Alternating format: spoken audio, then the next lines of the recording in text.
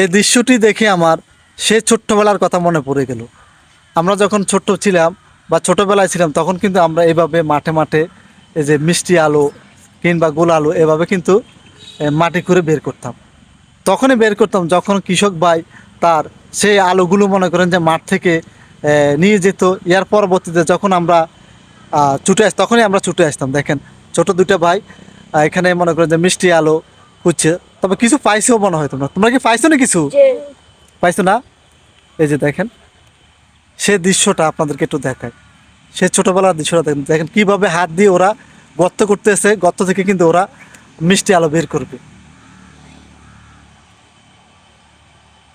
আসলে ছোট্টবেলায় সেই দিনগুলোই ছিল আমাদের কাছে আসলে খুবই আনন্দের এবং মজাদার, কারণ সেই দিনগুলোর কথা আমরা কখনোই বলতে পারবো না।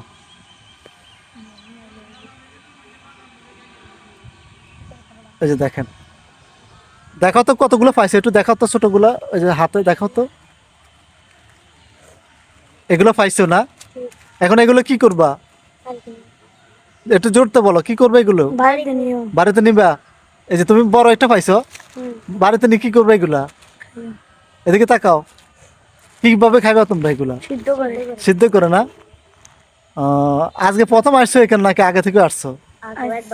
আগে আসছো না? পাইছো না আগে এরকম? পাইছো না? ও, তো ভিডিওটি কেমন লাগছে? যদি ভালো লাগে অবশ্যই ভিডিওটি শেয়ার করে অন্যদের দেখার সুযোগ করে দেবেন।